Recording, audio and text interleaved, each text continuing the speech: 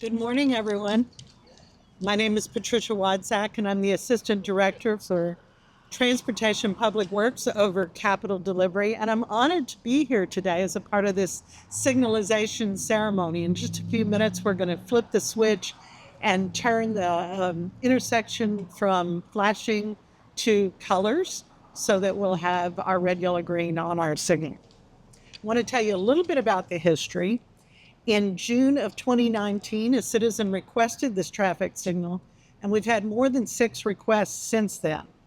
In February of 2020, we did a warrant study, and this intersection met 3 warrants for signalization.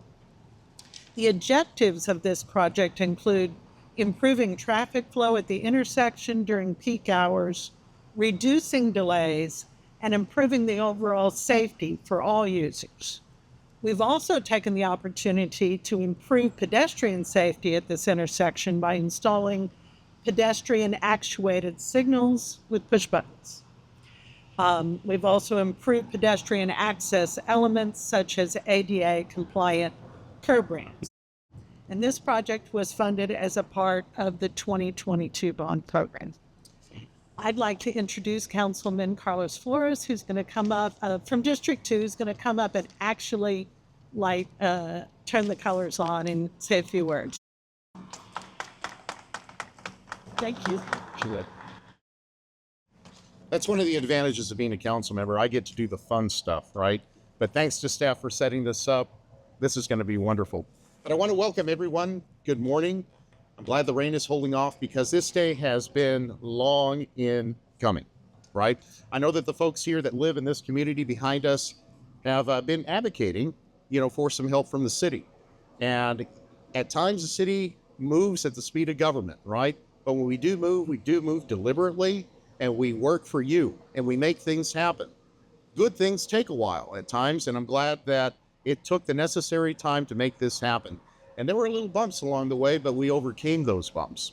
COVID did no favors for anyone, nor did it do any favors for this project, because originally it was scoped at around approximately between $600 and $700 million. But because of COVID, supply chain issues, the cost of materials, the price went up. And I got a very unpleasant communication from staff one day that told me, council member, we're going to have to ask for more money from the city manager, because even though this project was approved and we had funds allocated, those costs went up. And that's the reality that we have to contend with on city council. So fortunately, I was able to convince the city manager, along with staff, who made a compelling case to get that additional funding. Someone was asking me, well, how much did this cost, right? So I'll start off with numbers because I'm a numbers guy. All right. We were able to get funding from the bond program, as well as development services also were able to allocate money from their pot. Well, bond funding was to the tune of $231,834.43. From general capital projects, $600,000. Developer contribution was around $72,000, and then we had ARPA funding that came in at nearly $500,000. Stormwater capital projects also contributed because we had drainage issues that we had to take care of at $80,000 for a grand total of $1.467 million. So let that sink in. Jack, you were asking me about this. Let that sink in, right? It takes a lot, to make projects like this happen. But I am very appreciative of our staff that was able to do the hard work to make it happen. And I appreciate the community's engagement, advocating for this, telling us what was going on, letting us know what the issue was. I often tell people, I know you're frustrated maybe about a given thing in your community, but you got to let us know. That's half the battle. Unless we know what's going on, we can't help you. But I'm glad we were able to help you in this case. So, as Patricia pointed out, we started getting, starting in 2019, some resident concerns about what was going on with traffic. I saw some really compelling videos where I actually saw vehicles that were impacted and take a tumble right in front of the camera, right in front of the entrance to Santa Fe Enclave. And let me tell you, that was something. I'll take that as a positive right there. So something to get a little nerdy on you.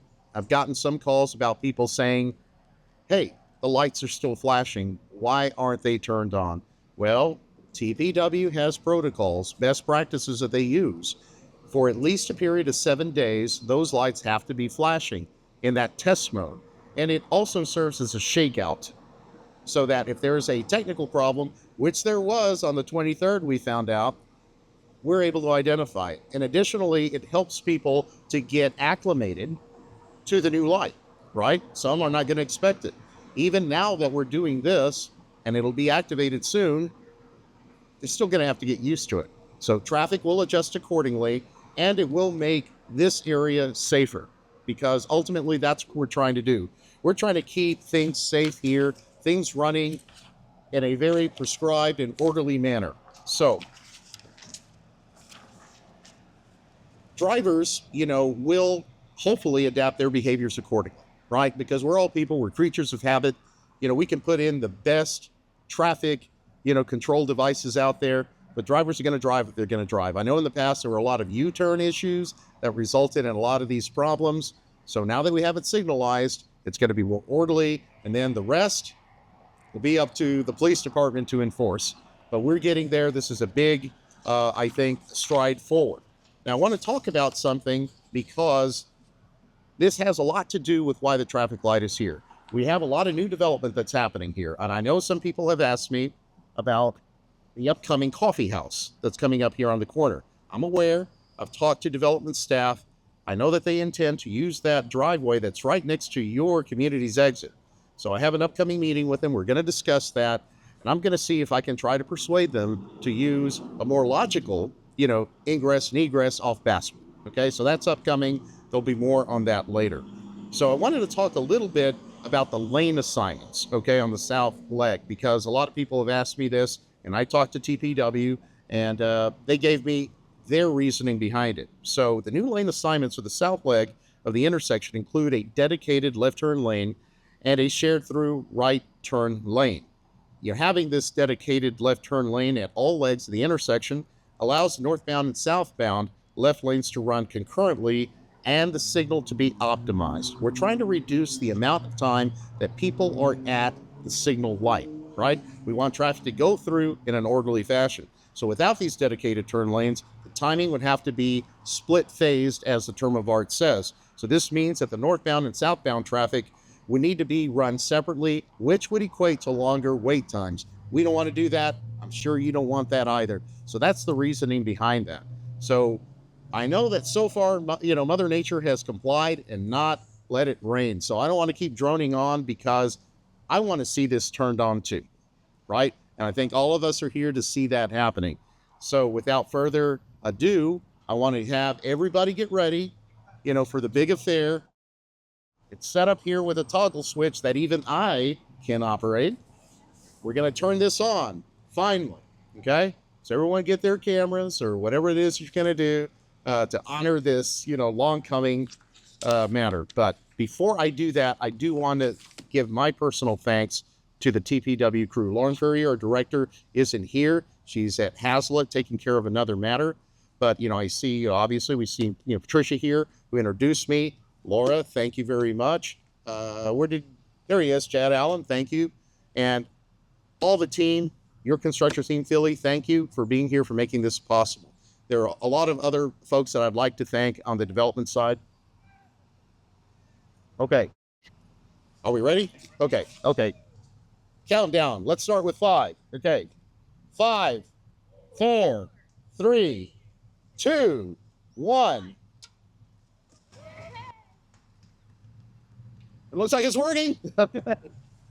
Great. Well, thanks everybody. And again, I want to thank the team for making this possible.